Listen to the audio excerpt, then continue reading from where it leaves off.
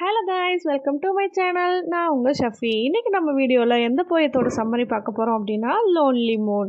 இதை எழுதினவங்க Sandra ஃபெல்மன். First author introduction பார்த்தலாம். Sandra ஃபெல்மனோடைய full நேமே Sandra ஃபெல்மன் தான். இவங்க அக்டோபர் 13, 1939 பிறந்து செப்டம்பர் 18, 2005 இறந்துருக்காங்க. இவங்க ஒரு American educator and labour leader. இவங்க அமெரிக்கன் ஃபெடரேஷன் ஆஃப் டீச்சர் அப்படின்ற அசோசியேஷனில் பிரசிடெண்ட்டாக இருந்திருக்காங்க 1997 2004 வரைக்கும். அடுத்து இந்த போயமோட இன்ட்ரடக்ஷன் பார்த்தலாம். இதில் ஆத்தர் என்ன சொல்கிறாங்க அப்படின்னா, இந்த போயம் எதை எக்ஸ்ப்ரெஸ் பண்ணுது அப்படின்னா ஆத்தரோட அந்த லோன்லினஸ் பற்றி தான் எக்ஸ்ப்ரெஸ் பண்ணுது. ஆத்தருக்கு என்ன ஃபீல் ஆகுது அப்படின்னா, இந்த மூன் நோ லாங்கர் ஷைனாக இருக்குது அவங்களோட லைஃப்பில் அப்படின்னு சொல்கிறாங்க. அந்த மூனை பார்க்கும்போது அந்த மூணு அவங்க கிட்ட வர்ற மாதிரியும் அவங்கள பார்த்து ஸ்மைல் பண்ணுற மாதிரியும் இருக்குது. இது எதை ரீகலெக்ட் பண்ணுது அப்படின்னா ஆத்தரோடைய அந்த பாஸ்ட் விஷயத்தை பற்றி ரீகலெக்ட் பண்ணுது. அவங்களோட வாழ்க்கையில் சன்னும் கிடையாது, வின்டரும் கிடையாது, ஒரு எவர்லாஸ்டிங் ஃபேஷனும் கிடையாது அப்படின்னு சொல்கிறாங்க. இந்த லோன்லி மூனை எப்படி இருக்குன்னு சொல்கிறாங்க அப்படின்னா ஒரு புவர் ஆஃபன் மாதிரி இருக்குன்னு சொல்கிறாங்க. அந்த ஸ்கையில் இருக்கிற அந்த மூனோட அந்த பேரன் ஃபேஸ் எப்படி இருக்குது அப்படின்னா எந்த ஒரு ஹோப்பு, லவ், மித் எதுவுமே இல்லாத மாதிரி இருக்குது அப்படின்னு சொல்கிறாங்க. அந்த மூன் ஸ்கையில் எப்படி ரொட்டேட் ஆகுது அப்படின்னா ஒரு ஃபேண்டம் ஷிப்பு மாதிரி தான் ரொட்டேட் ஆகுது அப்படின்னு சொல்கிறாங்க. அந்த மூன் ரொட்டேட் ஆகிறது எப்படி இருக்குது அப்படின்னா ஒரு டியர்ஸோடையும் அது ரொட்டேட் ஆகலை, அது மட்டும் இல்லாமல் அது பிடிச்சும் ரொட்டேட் ஆகலை, அது ரொட்டேட் ஆகணும் அப்படின்னு சொல்லிட்டு ஒரு ரொட்டேட் ஆகிட்டுருக்கு. ஸோ அதே மாதிரி தான் ஆத்தரோட லைஃப்பும் இருக்குது அப்படின்னு சொல்கிறாங்க. போயம் லைன் டிஸ்கிரிப்ஷனில் கொடுத்துருக்கேன், போய் பாருங்கள். இப்போ இந்த போயத்தோட சம்மரி பார்த்துடலாம்.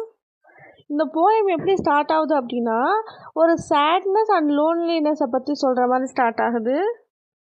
இதில் ஆத்தர் என்ன சொல்கிறாங்க அப்படின்னா அவங்க ஒரு லோன்லினஸாக இருக்கிற மாதிரி ஃபீலாக இருக்குது அப்படின்னு சொல்கிறாங்க.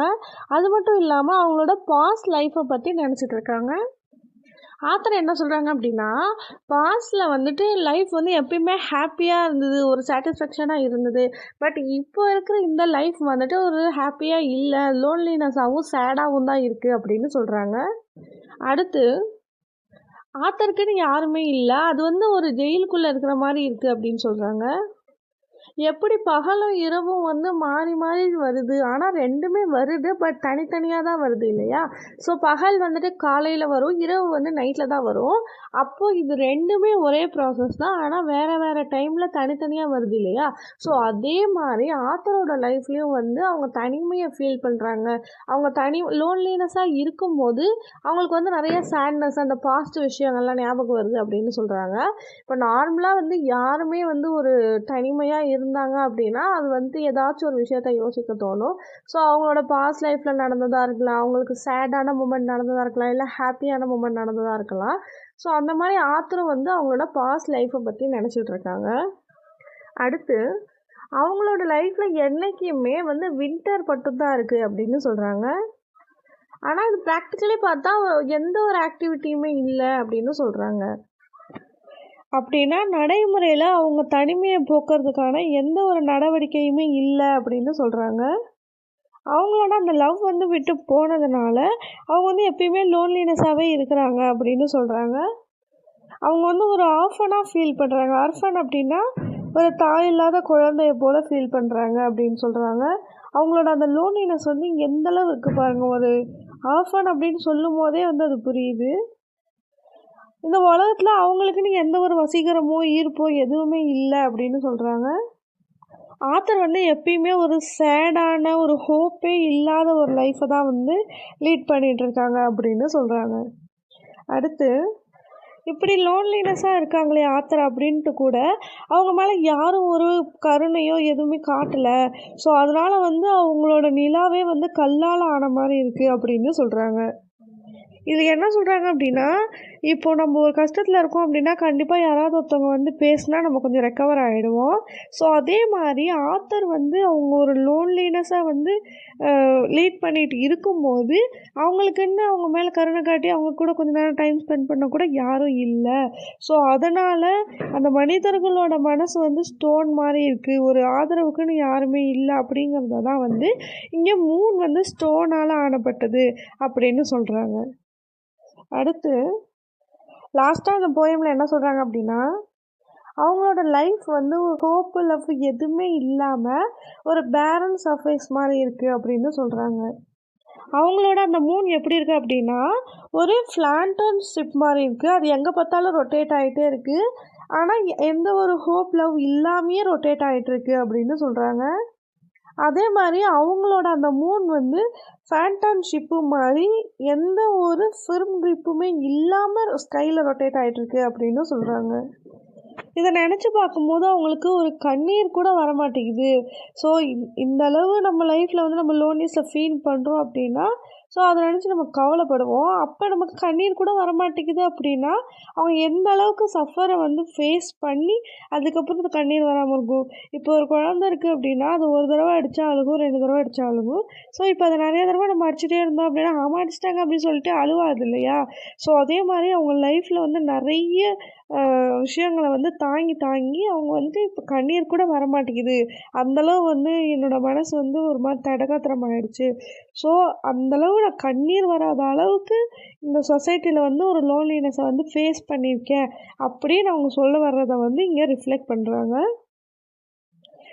இந்த இதில் வந்து ஆத்தர் இந்த மூணு சொல்லிகிட்டு இருக்கிறது எதை பற்றி அப்படின்னா அவங்களோட அந்த லோன்லினஸ் தான். இப்போ மூன் வந்துட்டு எப்பயுமே லோன்லினஸாக தானே இருக்குது. ஸோ அது சேடாக இருக்காது, பிரைட்டாக ஷைனிங்காக இருக்கும். பட் ஆனால் அது லோன்லியாக தான் இருக்கும். இப்போ சன்னையும் கூட கூட்டிகிட்டே வருதா? இல்லைல்ல.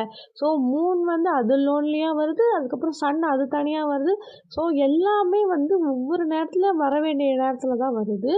ஆனால் அந்த பர்சன்ஸ் நம்ம ஹியூமன் பீயிங் எடுத்துக்கிட்டோம் மட்டும் அப்படின்னா லோன்லினஸ் அப்படிங்கிறது வந்து எல்லா நேரமுமே இருக்குது. ஸோ அந்த லோன்லினஸ் வந்துட்டு ஒரு பெரிய ஒரு இம்பேக்டை கொடுக்குது. அது ஒரு சேட்னஸ், டிப்ரெஷனை கொடுக்குது. அதனால தான் வந்துட்டு அந்த அந்த மூன் வந்து அவ்வளோ பிரைட்டாக இருந்தாலும் அதுக்குள்ளார ஒரு நிறைய கஷ்டங்கள் இருக்கும் இல்லையா? ஸோ அதனால தான் ஆத்தர் வந்து அவங்களோட அந்த லோன்லினஸை மூனோட கம்பேர் பண்ணி சொல்கிறாங்க. அவங்களோட லைஃப்பில் எந்த ஒரு ஹோப், லவ் எதுவுமே இல்லாமல் அவங்க லீட் பண்ணுறதுனால அவங்களுக்கு வந்து அந்த மூணே வந்து ஒரு ஸ்டோன் மாதிரி தெரியுது. அவ்வளோ வந்து கல்லாயிடுச்சு. இப்போ அடிபட்ட நெஞ்செல்லாம் கல்லுன்னு சொல்கிறாங்க பார்த்தீங்களா? ஸோ அதே மாதிரி நம்ம லைஃப்பில் எந்த அளவு நம்ம அடிபடுறோமோ அந்தளவு நம்ம வந்து ஸ்ட்ராங்காக தான் ஆகுவோம், வீக் ஆக மாட்டோம். அதே மாதிரி தான் ஆத்தர் சொல்கிறாங்க. அவங்களோட லைஃப்பில் அவங்க ஃபேஸ் பண்ண அந்த கஷ்டங்கள்லாம் வச்சு அந்த மூணே வந்து ஒரு கல்லாக மாறிடுச்சு. எந்த ஒரு கருணை எதுவுமே இல்லாமல் ஒரு கல்லாக மாறிடுச்சு. அந்த கல்லாக மாறினதுனால இப்போ எனக்கு கண்ணீர் கூட வரமாட்டேங்குது. ஸோ அழுக கூட தோண மாட்டேங்குது அதை நினச்சி. அந்தளவு வந்துட்டு அவங்க சஃபரிங்ஸ் வந்து ஃபேஸ் பண்ணியிருக்காங்க அப்படின்னு சொல்கிறாங்க. இந்த போயமில் வந்து அந்த மூணை வச்சு அவங்களோட அந்த லோன்லினஸ் வந்து எவ்வளோ ஆழமாக இருந்தது, எந்த அளவுக்கு ஒரு இம்பேக்டை வந்து அவங்க லைஃப்பில் கொண்டு வந்திருக்கு அப்படிங்கிறத பற்றி சூப்பராக சொல்லி இந்த போயத்தை முடிக்கிறாங்க. இந்த போயத்தோட சம்மரி உங்கள் எல்லாருக்கும் புரிஞ்சிருக்கும் நம்புகிறேன். தேங்க்ஸ் ஃபார் வாட்சிங். Subscribe my channel.